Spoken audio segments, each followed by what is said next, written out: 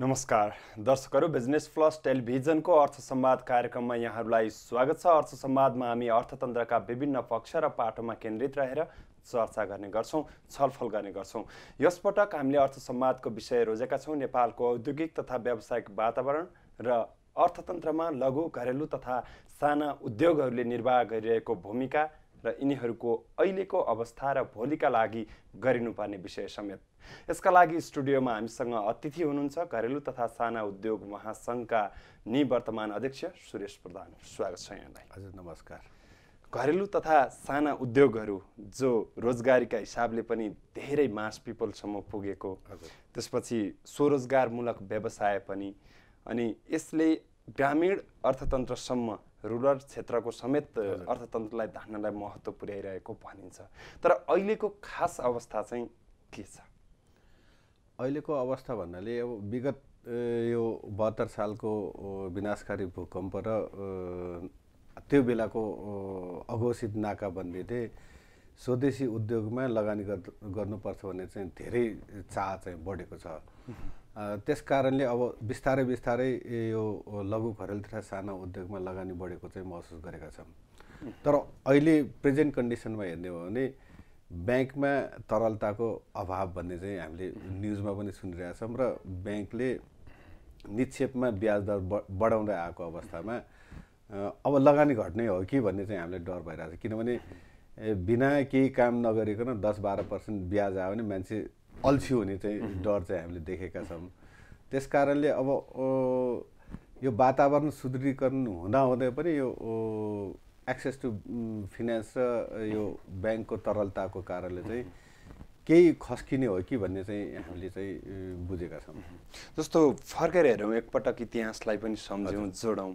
जस्तो यो भूकम्प र नाकाबन्दीभन्दा अगाडिको पिरियड चाहिँ लघु, घरेलु तथा साना उद्योगहरूको विकास, विस्तार र प्रवर्धनका निम्ति कस्तो रह्यो त्यो चरण? त्यसमा अब त्योभन्दा अगाडिको स्टेज भनेको यो पावर कट्सले गरेर, लोड सेडिङले गरेर ह्रास चाहिँ भएको थियो। किनभने हामीले 11+ जिडिपीमा कन्ट्रिब्युसन भइसकेको इन्डस्ट्रियल कन्ट्रिब्युसनले घट्दै घट्दै आएर विद्युतको आपूर्ति कम हुँदाखेरि 6.6% चाहिँ घटिसकेको थियो। अनि यो भुइँचालो र नाकाबन्दीले गरेर करिब 2.5%मा झरेको हो। त्यो गेन भएर अहिले हामीले अपडेट पाएअनुसार चाहिँ 4%को हाराहारीमा इन्डस्ट्रियल कन्ट्रिब्युसन चाहिँ भएको छ। अब अहिले यहाँहरूलाई पनि थाहा भएको कुरा हो, अहिले काठमाडौँमा झन्डै लोड सेडिङ मुक्त क्षेत्र भएको छ र यहाँको इन्डस्ट्रियल एफिसियन्सी पनि बढेको छ। भन्नाले उत्पादकत्व बढेको देख्छौँ हामीले।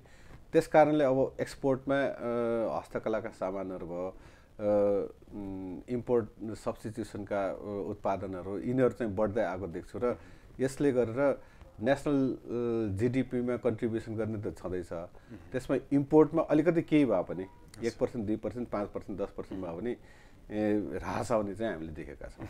जस्तो यो भूकम्प र नाकाबन्दीका कारण पनि धेरै उद्योगहरू थला परे, विस्थापित भए। तिनीहरूको पुनर्स्थापनाको क्रम कहाँनिर पुगेको छ अहिले? त्यसको पुनर्स्थापनाको लागि चाहिँ नेपाल सरकारले 100 अरबको जुन त्यो फन्ड बनाएको छ, त्यो परिचालनमा पुनरुद्धार कोष भनेर, त्यसमा अस्ति भर्खर हामीले इन्फर्मेसन पाएको झन्डै 5 अरबबाट सुरु भयो, 10 अरब पुर्याउने भन्ने कुरा छ। त्योलाई इन्जेक्ट गर्न सक्यो भने भुइँचालो र यो नाकाबन्दीले थला परेको उद्योगहरूलाई चाहिँ त्यो क्यापिटल इन्जेक्सन गर्न सक्यौँ भने त्यो उक्सिने अवस्था छ। र पनि अब यो जुन 14+7 जिल्ला छ, यिनीहरूमा चाहिँ उद्यम प्रस्फुटन हुनलाई अलिक टाइम त लाग्छ नै। र पनि यो टाइमलाई चाहिँ हामीले क्याचअप गर्न सक्यो भने पुनर्निर्माणमा जुन स्पिड आउनुपर्ने थियो त्यो विगत 1.5 वर्षभन्दा बढी भइसक्यो होइन, त्यसले स्पिड अप चाहिँ लिन सकेको छैन। त्यसलाई गियर अप गर्न सक्यौँ भने, जस्तो अब अस्ति भर्खर एउटा ब्याङ्कर एसोसिएसन पनि नोटिस आएको थियो ब्याङ्क ब्याजमा छुट दिने त्यो अवधिको, अनि पुनर्कर्जाको लागि पनि प्रोसिड गर्ने भन्ने कुरा। अब त्यसको रिभर्समा के भयो भने लेन्डिङमा पनि ब्याज बढ्यो, डिपोजिटमा पनि ब्याज बढ्यो। त्यो भएर मान्छे चाहिँ अलिकति हस्किने अवस्था चाहिँ आउँछ कि जस्तो लाग्छ। जस्तो यो भूकम्पकै कारणले पनि थला परेका ती उद्योगहरू यहाँहरू अब त्यसलाई प्रतिनिधित्व गर्ने सङ्घ संस्थाको अब निवर्तमान अध्यक्ष समेत हुनुहुन्छ, यहाँहरूले एउटा तथ्याङ्क त सरकारलाई पनि दिनुभयो होला यो ढङ्गले गर्नु पर्यो भनेर। टेन्टेटिभ त्यो बेलामा प्रभावित बनेका उद्योगहरू कति थिए? त्यो बेलामा प्रभावित उद्योग भनेको हुन त काउन्टेबल चाहिँ थिएन, तर हामीले त्यो लगत्तै पछि योजना आयोगसँग मिलेर चाहिँ हामीले सर्वे एउटा गरेका थियौँ। करिब करिब 66,000 हो कि 6,000 हो, मलाई ठ्याक्कै त्यो कोट आएन, 6,000 चान्चुन चाहिँ हो। त्यो उद्योगहरूको चाहिँ हामीले विवरण बुझाएको छौँ योजना आयोगमा। त्यसलाई कसरी पुनर्स्थापना गर्ने भने चाहिँ त्यो बेला चाहिँ डिस्कसनहरू पनि भएको थियो। बिचमा अब प्लानिङ कमिसनको पनि उपाध्यक्षको हेरफेर भएपछि केही स्ल्याक डाउन चाहिँ भएको छ। अब फेरि त्यसलाई चाहिँ कन्टिन्युएसनमा जान्छ भन्ने चाहिँ हामीले बुझेका छौँ। त्यसको लागि चाहिँ त्यसको उपादेय त भनेको पुनरुद्धार कोषको स्थापना नै हो। अर्को भनेको जोइन्ट भेन्चरमा जानलाई चाहिँ अलिकति मान्छेहरूलाई चाहिँ खुलासा दिएको पनि त्यसैको उपादेय त पनि। जस्तो सङ्ख्यात्मक हिसाबले र त्यसमा प्रत्यक्ष रूपमा रोजगारी पाएको हिसाबले चाहिँ अहिलेको स्टाटस के हो? घरेलु अलिक ठ्याक्कै सङ्ख्यामा भन्नाले पनि पर्सेन्टेजमा भन्दा चाहिँ धेरै सजिलो हुन्छ। टोटल एक्सपोर्टमा लघु घरेलु तथा साना उद्योगको कन्ट्रिब्युसन भनेको 85% भन्दा प्लस हो। त्यस्तै अब इम्प्लोइमेन्टमा रोजगारमा भन्ने हो भने 80% हाराहारीमा छ। टोटल इन्भेस्टमेन्टको हेर्ने हो भने इन्डस्ट्रियल इन्भेस्टमेन्ट हेर्ने हो भने करिब करिब 60-65% मात्र हो। त्यो 65% को इन्भेस्टमेन्टले 85%लाई रोजगार दिन्छ। अर्को एउटा इन्फर्मेसन तपाईँलाई के सेयर गर्न चाहन्छु भने 50,000 देखि 1 लाखसम्मको लगानी भयो भने लघु घरेलु तथा साना उद्योगमा एउटा इम्प्लोइमेन्ट जेनेरेसन हुन्छ। भनेपछि यो गर्नको लागि त फाइनेन्सिङका कुरा पनि अघि यहाँले अलिकति छोड्नु भएको थियो। फाइनेन्सिङमै प्रब्लम हो कि प्रोजेक्ट आउनमै प्रब्लम हो कि अब एक्सपोर्टमा पनि त्यति ठुलो हिस्सा ओगट्ने, रोजगारीमा पनि त्यत्रो ठुलो हिस्सा ओगट्ने, तर इन्भेस्टमेन्ट चाहिँ त्यति सानो हिस्सा भनौँ, त्यो अनुपात नमिलेको चाहिँ किन हो? जस्तो अब तपाईँले कम्पेरिटिभली गर्ने मिडियम एन्ड लार्ज इन्टरप्राइजेसहरूले 3 लाख प्लस लगानी गऱ्यो भने एउटा इम्प्लोइमेन्ट जेनेरेसन हुन्छ। 3 लाख प्लस, अब त्यो 10 लाख पनि हुनसक्छ, 7 लाख पनि हुनसक्छ। तर यो लघु घरेलु तथा साना उद्योग सेक्टरमा 50,000 देखि 1 लाखको हाराहारीमा इन्डस्ट्रीको साइज हेरेर हुन्छ। त्यो कारणले चाहिँ इन्भेस्टमेन्ट कम भएर पनि इम्प्लोइमेन्ट जेनेरेसन बढी भयो। अनि हामी बेसिकल्ली अब हाम्रो एक्सपोर्ट सेक्टर भनेको हस्तकला र पस्मिना, गार्मेन्ट त छँदै छैन अहिले भन्न पनि हुन्छ, कार्पेट भयो, यिनीहरूको कन्ट्रिब्युसन चाहिँ कन्टिन्युस भयो। यो चाहिँ लघु घरेलु तथा साना उद्योगमै पर्ने भयो। त्यस कारणले इम्प्लोइमेन्ट जेनेरेसन त्यहाँ भएको त पुग्यो नै। अनि इम्प्लोइमेन्टमा आउने नयाँ जेनेरेसनको युवाहरूलाई चाहिँ यसमा आकर्षित गर्न नसक्नु भनेको सोफिस्टिकेसन चाहिँ भएन। सोफिस्टिकेसन गर्नलाई चाहिँ इन्भेस्टमेन्ट अलिक बढी चाहिने हुन्छ, त्यो गर्न सकिएको छैन। त्यो बिस्तारै उत्पादकता र सोफिस्टिकेसनको कुराहरू सँगसँगै जुट्दै गइरहेको छ।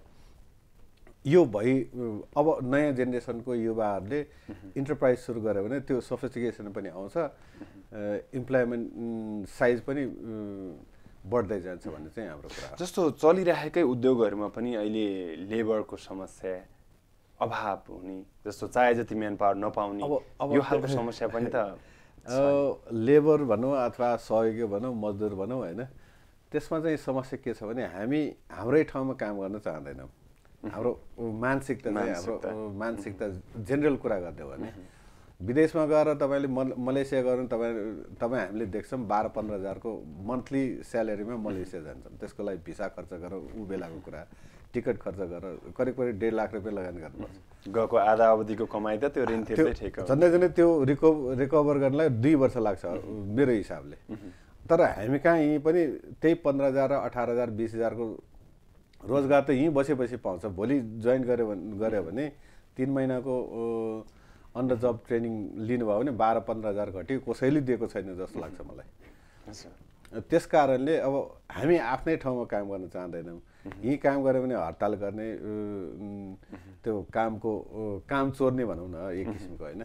त्यो सबैले गर्दैनन् तर त्यो मेहनत गरेर काम गर्ने मान्छेहरूको कुरा गर्नु भने अहिले पनि तपाईँले हेर्नुभयो भने कन्स्ट्रक्सन बिजनेसमा जानेहरू डकर्मी र सिकर्मी सिपालु डकर्मी सिकर्मीको 1000-1200 भन्दा घटी कोही पनि छैन त्यो भनेको 30,000 रुपियाँ हो त्यो मान्छे नपाएर हामी छिमेकी राष्ट्रबाट ल्याउँछौँ तर हामी कहाँ नै भएका युवा शक्तिहरू त्यो नहेरिकन अब बाहिर गएर त्यही सेक्टरमा काम गर्नेहरू 12-15 हजार 18,000 मिडल इस्टमा गयो भने 22-25 हजार पाउँछ भन्ने सुनेको छु मैले मलेसिया गयो भने 12-15 हजार हो भनेपछि हामीले रोक्न चाहिँ किन सकेनौँ यही आकर्षक आमदानी हुन सक्ने रहेछ मैले बुझे अनुसार चाहिँ त्यो जुन फरेन इम्प्लोइमेन्ट वैदेशिक रोजगारीमा जान्छन् उहाँहरू यहाँ बस्दाखेरि सेभिङ कम हुन्छ भन्ने कुरा चाहिँ सुने यहाँ भयो भने अब परिवारसँग बस्नु पर्यो चाडबाड मनाउनु पर्यो सबै कुरा गर्नु पर्यो त्यो पैसा खर्च भए हुन्छ जोगिँदैन भन्ने कुरा हो त्यहाँ विदेशमा गएपछि त्यस्तो अनावश्यक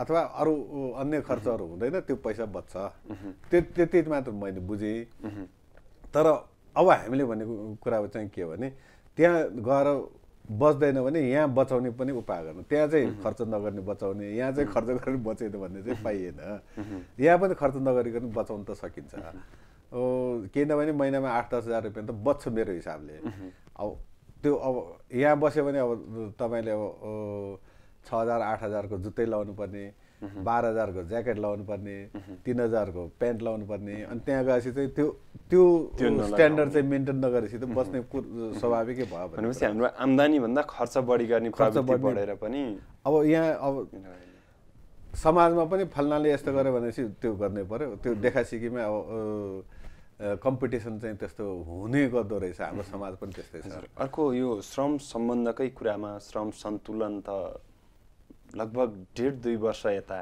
जब औद्योगिक व्यवसाय ऐन आयो त्यसपछि त सहज भएको छ नि अहिले त्यस्तो धेरै बन्द हडतालका श्रम विवाद भनेको हामीले पहिला पनि कमै देख्ने गरेका थियौँ तर अब पोलिटिसाइज गर्यो भने चाहिँ त्यो श्रम विवाद कहिले पनि हट्दैन तर इम्प्लोइमेन्ट र इकोनोमिक इस्युलाई लियो भने श्रमिकहरू पनि लगानीकर्ताहरू पनि मिलेर गएको देखेका छौँ विशेष गरिकन साना उद्योगसम्म त त्यस्तो विवाद धेरै कम मात्र देखियो मझौला र ठुला उद्योगमा कहिले ओभरटाइमको इस्यु कहिले ह्यारेसमेन्टको इस्यु कहिले के भन्ने त्यस्तो इस्युहरू फाटोफुट्टो सुन्ने गरेका छौँ नेपालमा वास्तवमा भन्यो भने राम्रोसँग मैले काम गरेर खानुपर्छ भनेर यो मूलधारमा बसेर काम गऱ्यो भने श्रमिक र लगानीकर्ताको विवाद कहिले आउँदैन भन्ने चाहिँ मलाई लाग्छ किनभने जति श्रमिकले राम्रो उत्पादकत्व दियो त्यति नै अब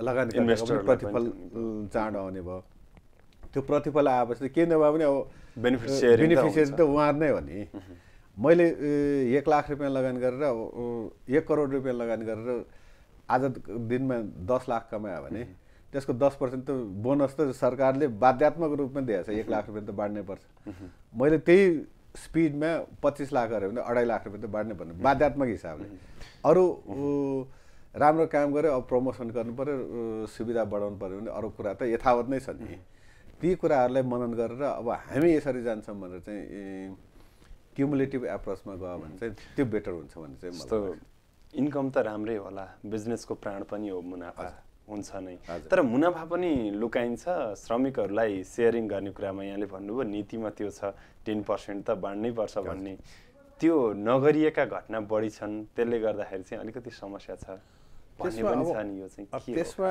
अब अन्डर इन्भोइसिङको कुराहरू यस्तै कुराहरू गर्नुभएको होला ऱ्यासनल कुरा गर्ने भने अहिले चाहिँ अनइथिकल बिजनेसमा विश्वास गर्ने यो इन्टरप्राइजमा लाग्ने साथीहरू धेरै कम भइसक्यो यदाकदा 100% नै छैन भन्ने त भन्दिनँ किनभने 52 सालदेखिको 62-63 सम्मको यो 10 वर्षको अवधिमा जसले अनइथिकल बिजनेस गर्यो उनीहरू चाहिँ थ्रेटमा बढी परेको छ त्यस कारणले अबदेखि जानु हुँदैन भन्ने चाहिँ हामीले बिजनेस कम्युनिटीमा पनि सल्लाह गरेर इन्टरेक्सन गरेका छौँ त्यस कारणले 100% नै स्वाट ओभरनाइट त घट्दैन त्यस कारणले अब चाहिँ अनइथिकल बिजनेस चाहिँ घटेको छ र त्यो पारदर्शी सबैको बिजनेसहरू छ त्यो पारदर्शिताको आधारमा मूल्याङ्कन भयो भने कहीँ पनि फरक परेको देखेको छैन मैले जस्तो सरकारले घोषणा गरेर अहिले कार्यान्वयनमा पनि ल्याइरहेको यो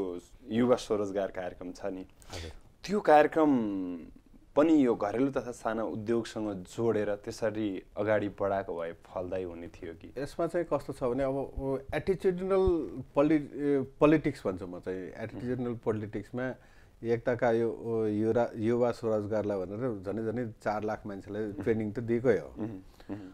उहाँहरूले अब त्यसको साथसाथै लोन पनि पाउने भन्ने कुरा थियो। तर त्यो युवाहरूको चाहिँ चाहना चाहिँ के भयो भने म लोन लिन्छु तिर्दिनँ भन्ने, व्यवसायमा नजाने, म चाहिँ सरकारको पैसा लिन्छु अनि हजम गर्छु भन्ने चाहिँ एटिट्युड चाहिँ बढी देखिएको चाहिँ हामीले पायौँ।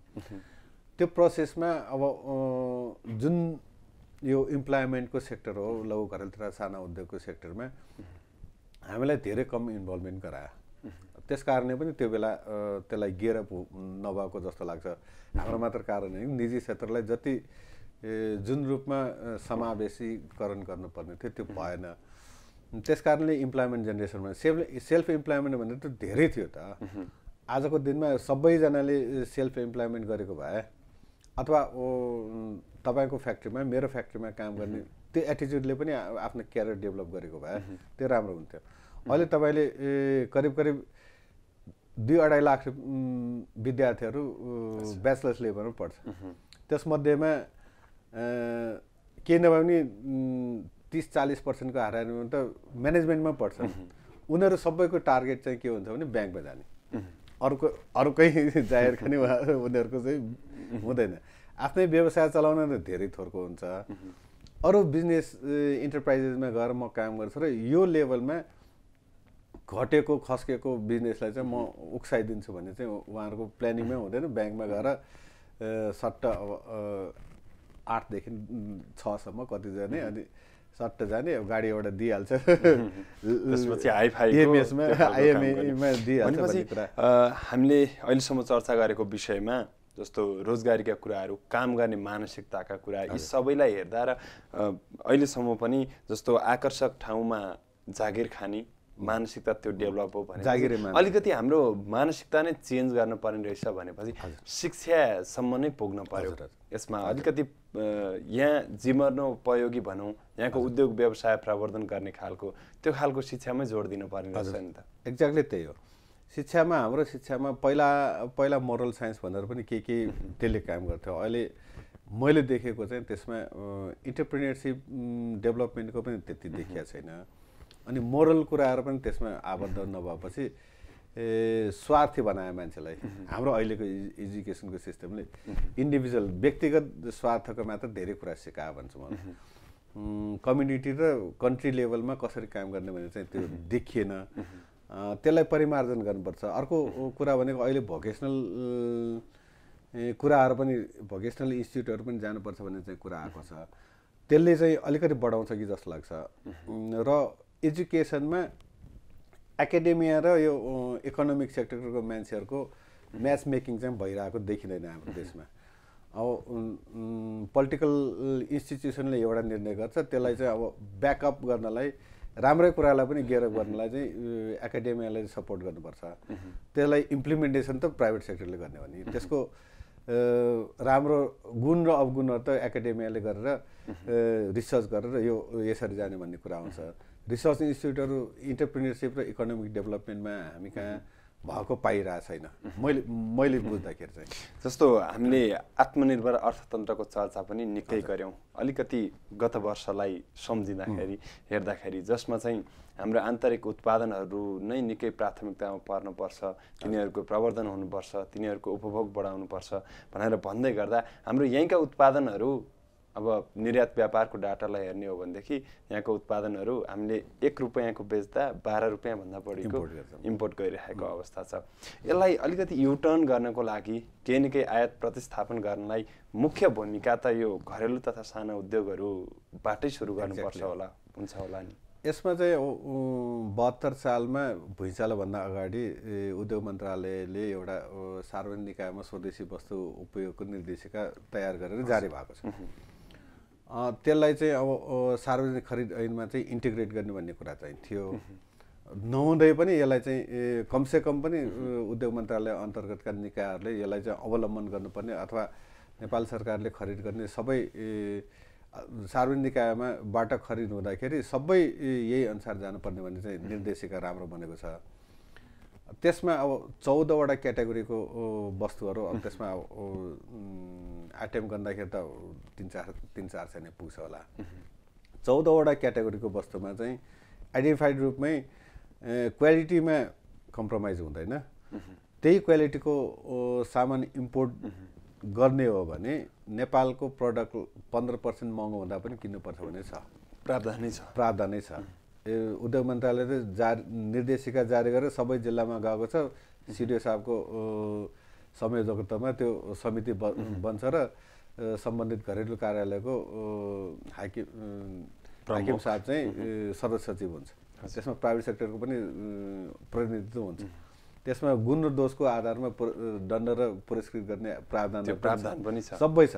बजेट पनि बढाइदिन्छ भनेको छ, तर कार्यान्वयन आज उद्योग मन्त्रालयमै 73 साल सकिने बेला हुन लागिसक्यो, तर भएको छैन। उद्योग मन्त्रालय अन्तर्गत पनि भएको छैन, अरू निकायमा पनि भएको छैन।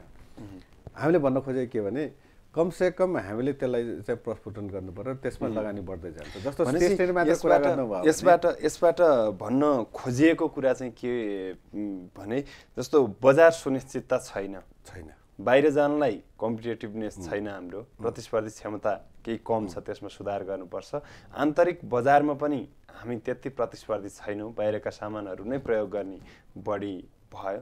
त्यो भएको हुनाले बजार सुनिश्चित नभएको कारणले पनि उद्योगहरूको उत्पादन त्यति विस्तार हुन नसकेको, क्षमता विस्तार हुन त्यो मात्र पनि होइन। अब हामी हाम्रो प्लानिङ नै निर्यातमुखी प्लानिङ भयो। बजेट हेर्नुभयो भने तपाईँले त्यही किसिमको हुन्छ। इम्पोर्ट सब्सिडाइज गर्ने र एक्सपोर्ट ओरिएन्टेड इन्टरप्राइजलाई प्रमोसन गर्ने बजेटै आउँदैन। बजेटको कुरा गर्नुभयो भने हाम्रो 650-700 अरबको बजेट हुन्छ, टोटल बजेट। उद्योग मन्त्रालय अन्तर्गतको बजेट हेर्नुभयो भने 10-12 अरब भन्दा हुँदैन। त्यो भनेको 2-3% लगानीले तपाईँले 700-800 अरबको रिटर्न खोज्ने भनेको चाहिँ त्यो न्यायोचित भएन भन्ने कुरा हो। त्यस्तै अब वाणिज्य मन्त्रालय उद्योग मन्त्रालय गरेर झनै 25 अरब होला। त्यो भनेको 5% पनि भएन, अझै पनि 5% भएन। हामीले भन्न खोजेको के भने अब उद्योग मन्त्रालय र वाणिज्य मन्त्रालय आपूर्ति मन्त्रालयसँग जोडेर यसलाई चाहिँ गेयरअप गर्नु पर्यो, क्वान्टम जम्प पनि गर्नु पर्यो, ग्यालअप पनि गर्नु पर्यो। त्यसो भएपछि मात्र इन्भेस्टमेन्ट क्लाइमेट अब राम्रो भयो भने चाहिँ हामीले पनि ठान्छौँ। र धेरै मान्छेले अब ब्याङ्कमा भन्दा 2% ब्याज कम आए पनि हामी लगानी गरेर जान्छौँ, यो सुनिश्चितता भयो भने।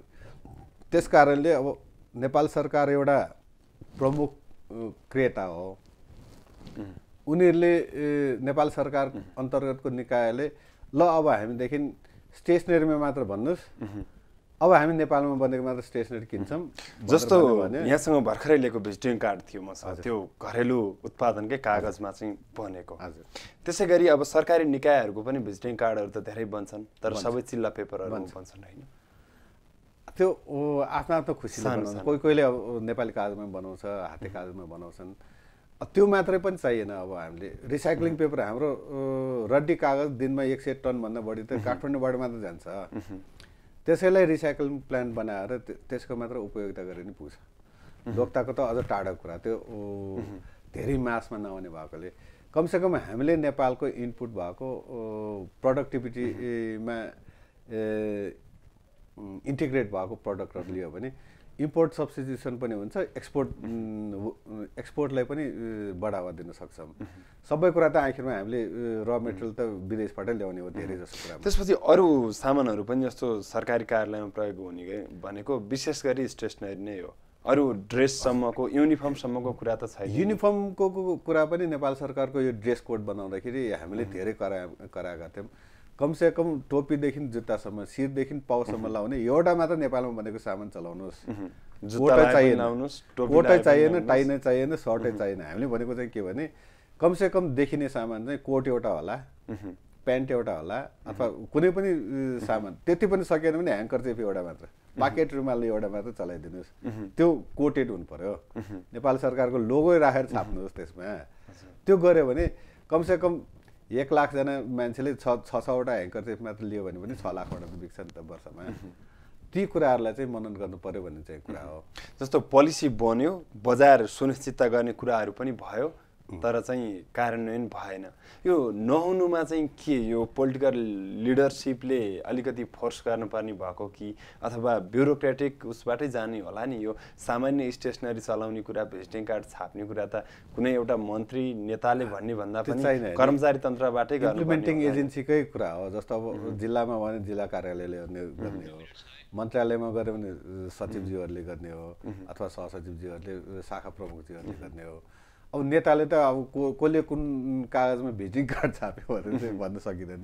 अब देखिने गरेको तपाईँहरूले पनि प्रोग्रामहरू हेरिराख्नु भएको छ, जुनसुकै प्रोग्राममा पनि अन्तर्क्रिया कार्यक्रम भनौँ जेसुकै भनौँ, नेपाल सरकारले स्वामित्व भएको सङ्घ संस्थाहरूले चलाउनेमा तपाईँले एउटा नोट कपी दिन्छ, नर्मल्ली एउटा कलम दिन्छ, एउटा त्यो ब्याग दिन्छ, त्यो 3वटामा मात्र चलाइदिनु त्यो भइहाल्छ। तीनैवटा बाहिर हेर्दाखेरि पिउने पानीसम्म बाहिरबाट ल्याएको पनि धेरै कार्यक्रम छ। त्यो त अलगै भयो। मैले भन्नु गएँ त्यो यी 3वटा चिज मात्र हामीले नेपालमा बनेको चलायौँ भने त्यसले धेरै योगदान दिन्छ।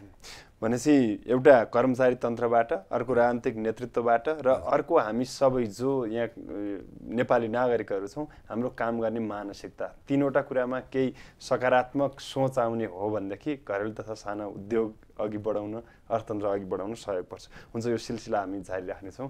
र दर्शकहरू, हामी अर्थ संवादमा कुराकानी गरिरहेका छौँ नेपालको लघु, घरेलु तथा साना उद्योग तथा अर्थतन्त्रमा यसले पारेको प्रभाव र यसको प्रवर्धनका लागि गरिनुपर्ने विषयसँग केन्द्रित रहेर यो सिलसिला जारी रहनेछ ब्रेकपछि।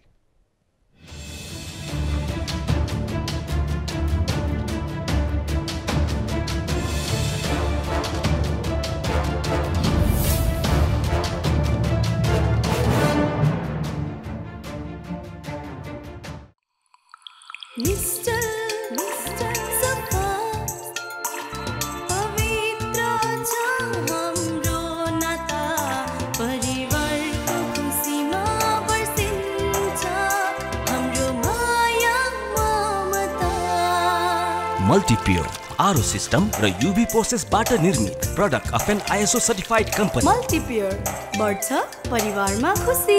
मल्टिप्योर drink pure, a quality product of Padma group.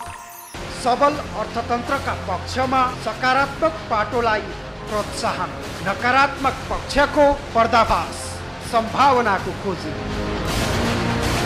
वस्तु तथा सेवा बजारका जिम्मेवार प्रदायक, सचेत उपभोक्ता, उत्तरदायी प्रशासन, हरेक पक्षमा आर्थिक कोणबाट अनुसन्धान, तथ्यपरक प्रस्तुति, द इन्भेस्टिगेटर। हाम्रा सन्तति हाम्रो भविष्य। अन्धकार युगको अन्त्य, जिम्मेवारीको बोध। बचाऊ बिजुली, बनौ जिम्मेवार। ऊर्जा बचतका लागि उत्साहजनक एकता आजको आवश्यकता।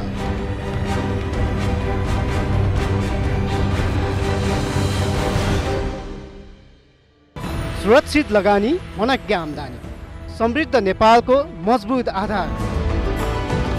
कृषिमा आधारित उद्योग र व्यापार, उत्पादन प्रविधि, अवसर र रोजगार। कृषि र कृषकको समस्या हाम्रो सरकार। कार्यक्रम कृषि उद्यम मात्र बिजनेस प्लस टेलिभिजनमा। पद्मा कोलोनीको पहिलो र दोस्रो फेजको सफलता पश्चात नागार्जुन नगरपालिका सीता पाइलामा पद्मा कोलोनीको तेस्रो फेजको निर्माणाधीन घरहरूको धमाधम बुकिङ हुन लागेको छ। आउनुहोस्, आकर्षक घर रोजी चाँडै बुकिङ गर्नुहोस्। पद्मा कोलोनी तेस्रो फेजका विशेषताहरू। काठमाडौँ उपत्यका नगर विकास प्राधिकरणबाट नयाँ मापदण्ड अनुसार अनुमति प्राप्त। भूकम्प प्रतिरोधात्मक घरहरू निर्माण भइरहेको। माटो परीक्षण तथा सम्पूर्ण आधारभूत कुराको चेक जाँच पश्चात घरहरू निर्माण भइरहेको। सम्पूर्ण भित्री बाटो 6 मिटर रहेको। प्रस्तावित 22 मिटरको धादिङ जोड्ने मुख्य सडकसँग जोडिएको कोलोनी। रिङ रोडबाट मात्र 2 किलोमिटरको दूरीमा रहेको। पूर्ण स्वच्छ तथा हरियाली वातावरण रहेको। 24 घण्टा विद्युत, पानी तथा सुरक्षाको व्यवस्था गरिने। स्विमिङ पुल, व्यायाम कक्ष र योगा हलको व्यवस्था गरिने। 2.5 तलाको 4 बेडरुम लगायत अन्य सुविधा सहित आधुनिक गुणस्तरीय सामानहरूको प्रयोग गरिने। आफूले रोजेको घर तुरुन्त बुकिङ गर्न सकिने, बुकिङ पश्चात घर निर्माण गरेको आफ्नो प्राविधिकहरूबाट निरीक्षण गर्न सकिने, सस्तो ब्याज दरमा ब्याङ्किङ सुविधा प्रदान गरिने। सम्पर्क पद्मा कोलोनी तेस्रो फेज, सीतापाइला, नागार्जुन नगरपालिका, काठमाडौँ। Mobile number 9841 1522 15, 9841 1522 16, 98512 15170।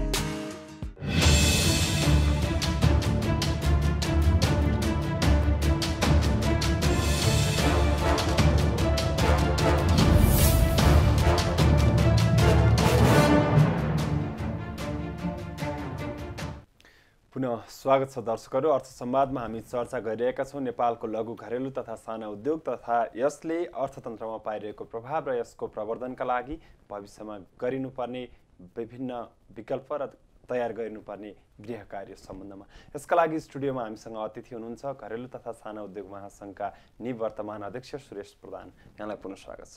हामी कुरा गर्दै थियौँ नेपाली उत्पादन, स्वदेशी उत्पादन, घरेलु उत्पादनहरूको उपयोग, त्यसै गरी श्रम बजार, अरू यहाँको औद्योगिक व्यावसायिक वातावरणका सम्बन्धमा। यसमा अहिले पछिल्लो समयमा तिहारको लक्ष्मी पूजादेखि भनौँ विशेष गरी लोड सेडिङको लगभग अन्त्य भएको छ र यसले औद्योगिक व्यावसायिक वातावरणमा केही राहत पनि मिलेको छ। यसले गर्दा उत्पादन क्षमता वृद्धिदेखि लिएर व्यवसायीहरूको, लगानीकर्ताहरूको आम्दानी वृद्धिमा पनि राम्रै प्रभाव पाइरहेको होला नि। कस्तो महसुस गर्नुभएको छ यहाँहरूले? यसले विशेष गरिकन राहत चाहिँ लघु घरेलु तथा साना उद्योगलाई नै पुगेको छ, किनभने मझौला ठुला उद्योगहरू र उद्यमीहरूले आफ्नो आफ्नो व्यवस्थापन क्याप्टिभ पावरले पनि गर्थे। लघु घरेलु तथा साना उद्योगहरूले त्यो लोड सेडिङको मर्मबाट झनै छोड्ने बेला भइसकेपछि यो काठमाडौँ उपत्यका अथवा केही हदसम्म यो लोड सेडिङ घटेपछि चाहिँ उनीहरूको उत्साह चाहिँ बढेको छ, प्रोडक्टिभिटी पनि बढेको छ। किनभने अब 3 घन्टा बत्ती आउने, 3 घन्टा बत्ती नआउने भनेपछि त्यो काम बाँडफाँड गर्न गाह्रो भइरहेको थियो। अब यही प्रक्रिया अगाडि बढ्यो भने उपत्यकामा मात्र होइन बाहिर पनि जाने भन्ने कुरा चाहिँ हामी सुनिरहेको छौँ। पोखरा जान्छ, चितवन जान्छ, कहाँ जान्छ। अब यसलाई चाहिँ इन्डस्ट्रियल कोरिडोरमा चाहिँ लानु पर्यो। इन्डस्ट्रियल कोरिडोरमा र यो औद्योगिक क्षेत्रहरूमा चाहिँ 24 घन्टा बत्ती दिनु पर्यो कमसेकम पनि, उहाँहरूको पनि प्रोडक्टिभिटी बढ्छ। अर्को भनेको अब क्लस्टर डेभलपमेन्ट चाहिँ गर्नु पर्यो लघु घरेलु तथा साना उद्योगलाई चाहिँ। अब हामी पनि छरपष्ट भएर बसेका छौँ, म यहाँ बसेको छु, अर्को त्यहाँ कहाँ बसेको छ, त्यो छरपष्टलाई होइन उनीहरूलाई चाहिँ पनि क्लस्टर डेभलपमेन्ट चाहिँ गरिदिनु पर्यो। एउटा स्पेसिफिक जोन नै बनाउनु पर्यो, जोनमा गएर चाहिँ बनाउनु पर्यो र उनीहरूले त्यहाँ गएर काम गर्न सकोस्। एउटा कुरा त्यो हो। अर्को लोड सेडिङलाई घटाउने भने त हाम्रो प्राइमरी उद्देश्य नै भइसक्यो। त्यसलाई चाहिँ अब 2 वर्षमा होला 5 वर्षमा होला त्यो अर्को पाटो भयो। अहिले भएको जुन अहिले म्यानेजमेन्ट व्यवस्थापन भएको छ यो पावरको, त्यसलाई चाहिँ कन्टिन्युएसन चाहिँ दिने भने चाहिँ कमिटमेन्ट चाहिँ सबै नेतृत्व वर्गले लिनु पर्यो। त्यसले गरेर हाम्रो प्रोडक्सन कस्ट पनि घट्छ र अब हामीले अर्को जेनेरेटर इम्पोर्ट गर्न नपर्ने हुन्छ, अर्को डिजल इम्पोर्ट नगर्नुपर्ने हुन्छ। त्यसले पनि आयातको त्यो रेसियोमा अलिकति घटाउँछ भन्ने चाहिँ जस्तो ब्याङ्किङ कर्जाको कुरामा जाउँ अलिकति। अहिले ब्याङ्क तथा वित्तीय संस्थामा तरलताको केही समस्या पनि देखियो र यसको प्रत्यक्ष असर मार्केटमा देखिएको भनेको ब्याज दर वृद्धि नै। हजुर, जस्तो फिक्स्ड डिपोजिटमा त कमर्सियल ब्याङ्कहरूले 12% लिने भनेर एउटा भद्र सहमति पनि गरे, त्यो अनुसार गयो। अरू ख ग र घ वर्गका अरू ब्याङ्क तथा वित्तीय संस्थाहरूको अझ माथि पुगिसकेको अवस्था छ। यसले गर्दा अब बिस्तारै क्रेडिटमा पनि त्यो ढङ्गले ब्याज दर बढ्ने अवस्था आइसकेको छ। यो अवस्था रहँदाखेरि उद्योगी व्यवसायीहरूले जसले लगानी गरिरहेका छन्, आवश्यक रूपमा किस्ता तिरिरहेका छन्, उनीहरूलाई त समस्या हुने भयो नि। अवश्य हुन्छ। त्यही भएर मैले अघि पनि भने अब यो जुन लगानीको वातावरण ब्याङ्कमा ब्याज दर बढेपछि चाहिँ हौसला चाहिँ कम हुन्छ। त्यसो भन्दा पनि अब विगतमा पनि ब्याङ्क मात्र नभने फाइनेन्सियल इन्स्टिट्युटहरूको प्रफिट मेकिङ रेसियो चाहिँ स्ट्याग्नेन्ट भन्दा पनि अझ प्लस थियो। स्ट्याग्नेन्ट त छँदै थियो, सबै फाइनेन्सियल इन्स्टिट्युटहरूले प्रफिटै गरेको देख्छौँ हामी। तर इन्टरप्राइजेस र कम्पनीहरू चाहिँ धेरै जसो अधिकांश घाटामा गएको हामी देख्छौँ। त्यो भनेको अघि तपाईँले भन्नुभएको छ कोही कोहीले अब त्यो ट्रान्सप्यारेन्सी नदेखाए पनि होला, तर सबै त त्यसो होइन होला। अब 10% 15% होला त्यस्तो, तर सबैको त हुँदैन।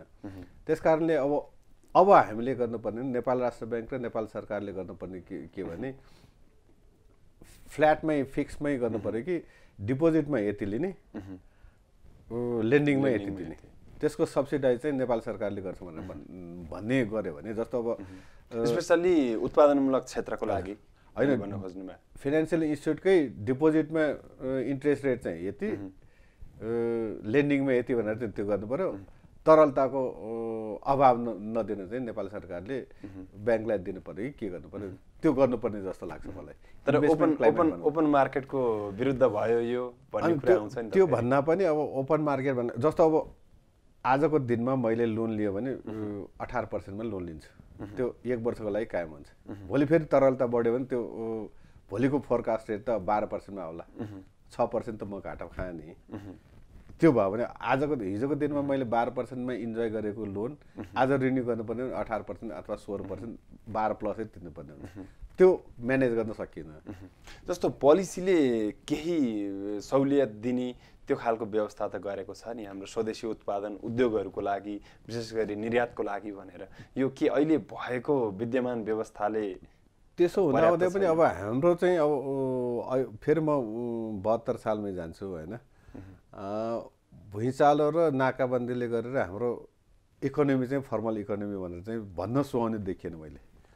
किनभने इन्फर्मल इकोनोमीले धेरै चलेको देश रहेछ भने चाहिँ त्यो बेला हामीले बुझ्यौँ 500 रुपियाँ प्रति लिटर तेलसम्म तिरेर पनि मान्छे खुसी साथ बसिरहेको थियो भनेपछि त्यो इन्फर्मल इकोनोमीले कसरी धान्यो भने चाहिँ हामीले त्यसरी बुझ्नुपर्छ। त्यस कारणले हामी निजी क्षेत्र र सरकार मिलेर चाहिँ सबै इन्फर्मल सेक्टरका बिजनेस इन्टिटीहरूलाई फर्मलाइजेसन गर्नुपर्ने एउटा सबभन्दा ठुलो कुरा हो। त्यसपछि फाइनेन्सियल इन्स्टिट्युट र यो निजी क्षेत्रको र सरकारको म्याच मेकिङ तब हुन्छ। अहिलेको अवस्थामा अब इन्फर्मली मैले डेयरी उद्योग राम्रैसँग चलायो भने 20-25 करोड लगानी गरेर चलाउने, अनि अर्को चाहिँ 2-4 लाख अथवा 20-25 लाख लगानी गरेर पनि डेयरी उद्योग सञ्चालन हुन्छ। त्यसको क्वालिटी कम्प्रोमाइज हुँदैन। अनि 25 करोड लगानी गरेको चाहिँ 50 रुपियाँ प्रति लिटर दुध आउँछ एक्जाम्पलको लागि, अनि 25 लाख लगानी गरेको त उसको 18 रुपियाँमा आउला अथवा 30 रुपियाँमा आउला। त्यो कम्पिटिसन गर्न नसक्यो भने क्वालिटी पनि राम्रो भएन, लगानीको स्वामित्व के अरे सुरक्षण पनि भएन। ओ 25 करोड डुब्ला भनेर उसलाई ठुलो चोट हुन्छ, 25 लाख डुब्यो भने म अर्को गर्छु भने चाहिँ त्यो आँट चाहिँ गरिराखेको हुन्छ र उसको बढी अझ इन्फर्मल सेक्टरमा हामी बढी ट्रेडिङ नै त्यसो भइरहेछ। जस्तो मोनिटरी पोलिसीले पनि भन्ने गर्छ नि यो फर्मल सेक्टरलाई मात्रै चाहिँ अगाडि बढाउनु पर्यो, यसको लागि चाहिँ इन्फर्मल इकोनोमीलाई मौलाउन नदिने भनेर त्यसले पनि एउटा गाइडलाइनहरू त दिएकै छ। पोलिसी त आए तर त्यसलाई कसरी लाने भन्ने चाहिँ हाम्रो व्यवस्थापन भएन। निजी क्षेत्रमा पनि त्यति सचेतना भएन, सरकारमा पनि अब करको दायरा बढाउने भनेर चाहिँ हामी जहिले पनि बजेटमा सुन्छौँ र कार्यान्वयन भएको देखिँदैन। त्यसलाई अब कसरी लाने भन्ने चाहिँ कुरा गर्नु पर्यो। सरकार र प्राइभेट सेक्टर बिचको यो विश्वासको सङ्कट पनि कहिले नमेटिने भयो होइन? विश्वासको सङ्कटभन्दा पहिलाभन्दा त धेरै नजिकिसक्यो, तर विश्वासको सङ्कट र इम्प्लिमेन्टर र जो अघि तपाईँले भन्नु जस्तै लगानीकर्ता र श्रमिकको विवाद जहिले पनि रहिरहने भन्ने त्यस्तो हुन्छ नै। तर सबैको दिमागमा के हुनु पर्यो भने इकोनोमिक डेभलपमेन्ट इज हाम्रो पहिलो प्राथमिकता भनेर चाहिँ हुनु पर्यो। नेपाल सरकारका राष्ट्र सेवक कर्मचारीहरूको दिमागमा पनि त्यही हुनु पर्यो, निजी क्षेत्रमा पनि हुनु पर्यो, सेनामा पनि पुलिसमा पनि सबैको दिमागमा हुनु पर्यो। हामी 3 करोड नेपाली जनताले आगामी दिनमा अब हाम्रो 5% को आर्थिक वृद्धि दर चाहिँ कन्टिन्यू गर्नलाई मैले के गर्नु पर्यो भने चाहिँ हामीले आफैले सोचेर जानु पर्यो। त्यसको लागि अब नेपाल सरकारमा बस्ने साथीहरूले पनि भन्नु पर्यो, निजी क्षेत्रमा बस्ने साथीहरूले पनि भन्नु पर्यो।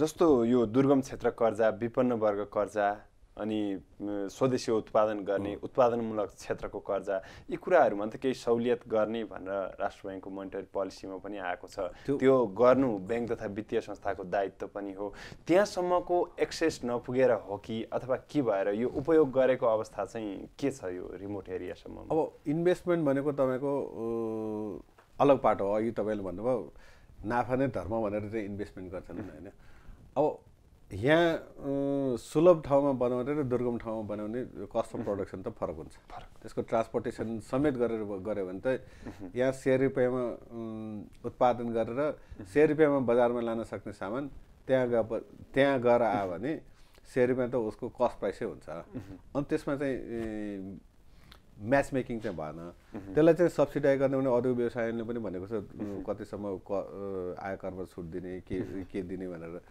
ती कुराहरू हुँदा पनि उद्योगमा लगानी गरेको मान्छेलाई चाहिँ 2 वर्षभन्दा अगाडि त उसको रेट अफ रिटर्न त आउँदैन उसको के अरे ब्रेक इभेनमा आउँदैन त्यसपछि नै उसले फुर्ती साथ भन्ने म यति कर तिर्छु यति तिर्दिनँ भनेर भन्ने हो तर अब हामी कहाँ कस्तो हुँदैन ट्रेडिङमा भयो भने त्यो इम्पोर्टमा भयो भने त्यहाँ भन्सारमा आउन साथै ढ्याप्पै आइगयो उसको पछिको आयकरको प्रावधान चाहिँ अर्कै कुरा भयो अब उद्योगमा भयो भने त्यसो नहुने भयो उसलाई मौल आउन दिएर अनि पछि 2 वर्षपछि 3 वर्षपछि उसकोबाट कर लिने भन्ने हुन्छ त्यो पेसेन्स चाहिँ सरकारी नीतिहरुमा देखिन्छ यहाँले अघि अलिकति टच पनि गर्नुभएको थियो ब्याङ्क तथा वित्तीय संस्थाहरू पनि नाफा बढी केन्द्रित भए त्यसपछि उनीहरूले प्रवाह गर्ने कर्जा पनि इम्पोर्ट बिजनेस त्यस्तो कुरामा व्यापारमा नै बढी प्रायोरिटी दिने भए छिटै नाफा आइहाल्छ तुरुन्तै आफ्नो ब्यालेन्स सिटमा चढिहाल्छ त्यो कुरा भएर तर उत्पादनमूलक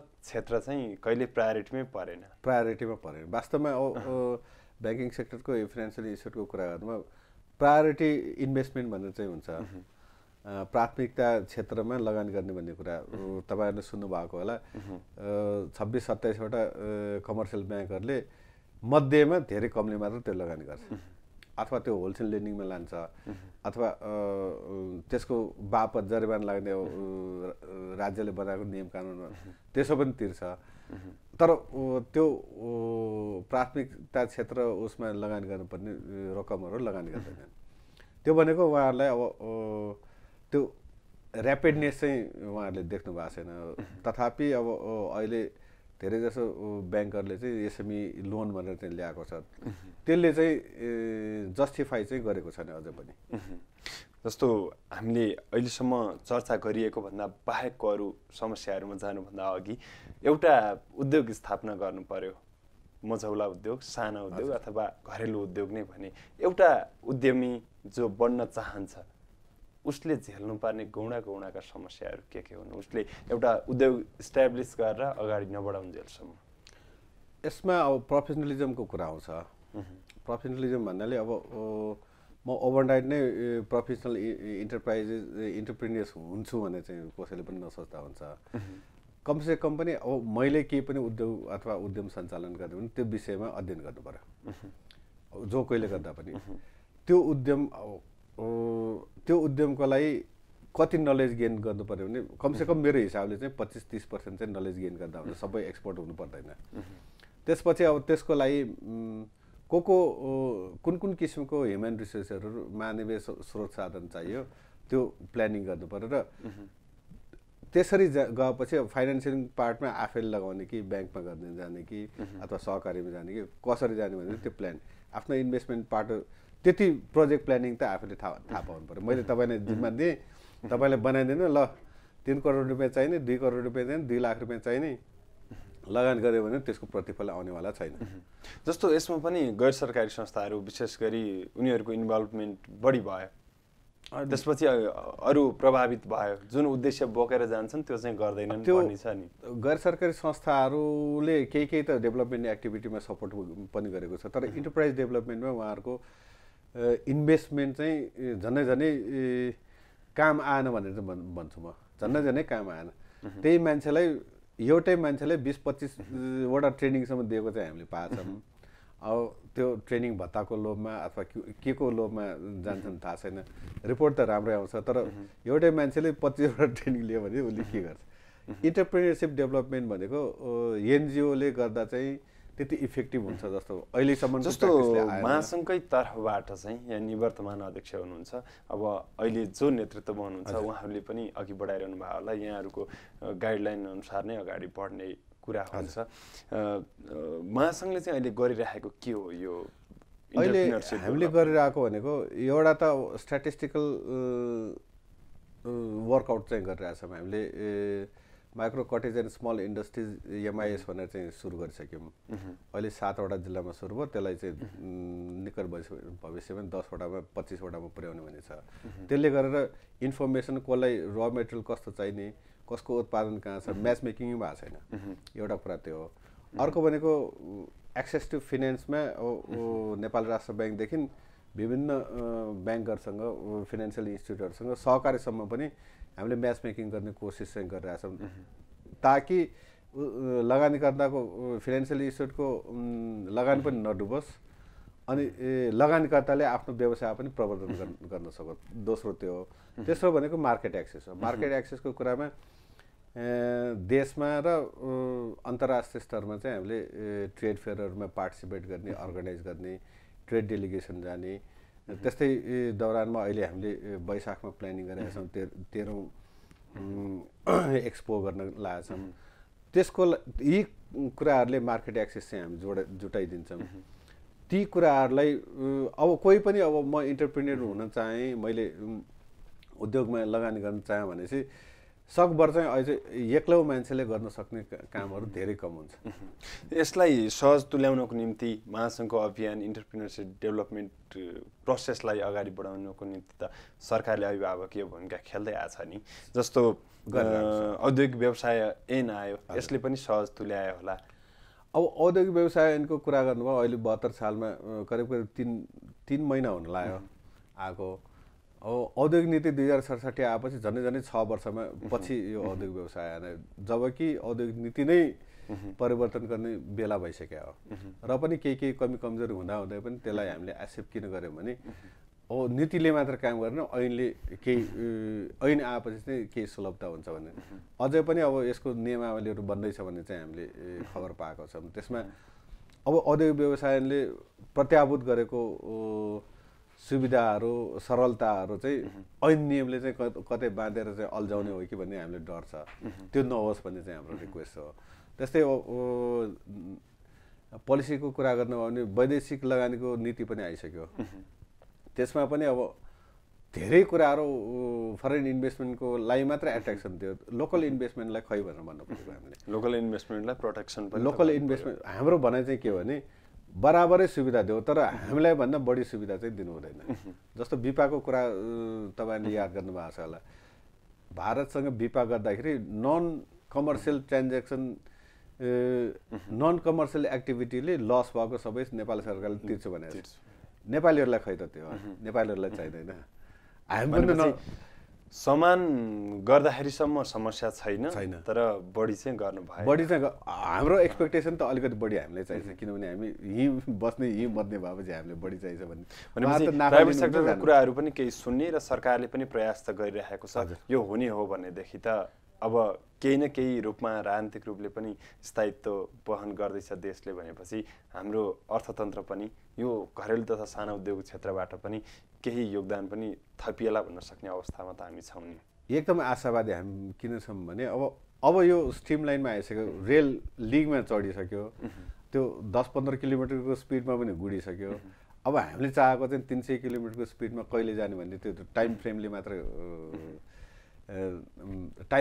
माग्छ किनभने 50-60 किलोमिटर त अब अर्को 2-4 वर्षमा जान सक्छौँ भन्ने कुरा हो मूल रूपमा अब नेपाल सरकारले निजी क्षेत्रलाई सहयोग गर्नुपर्ने अथवा एसिस्टेन्स गर्नुपर्ने भनेको इन्फ्रास्ट्रक्चरमा हो हैन अनि त्यसपछि एक्सेस टु फाइनेन्समा सरलता ल्याउनु पर्यो र प्रोभिजनल लिगल कुराहरूले धेरै मान्नु भएन हस् समय र संवादको लागि यहाँलाई धन्यवाद हस् धन्यवाद मेरो के कुरा राख्ने अवसर दिनुभयो तपाईँ लगायत यो टिभी का सम्पूर्ण सदस्यहरूलाई धन्यवाद दिन चाहन्छु र दर्शकहरू, उहाँ हुनुहुन्थ्यो घरेलु तथा सानो उद्योग महासङ्घका निवर्तमान अध्यक्ष सुरेश प्रधान। हामीले चर्चा गऱ्यौँ नेपालको लघु घरेलु तथा साना उद्योग तथा यसका समस्या र भोलि यो क्षेत्रलाई अघि बढाउनका लागि गरिनुपर्ने प्रयासका सम्बन्धमा। अर्थ संवादको यो श्रृङ्खला यति। हेर्दै रहनुहोला business plus television. Business plus, business first. नमस्ते।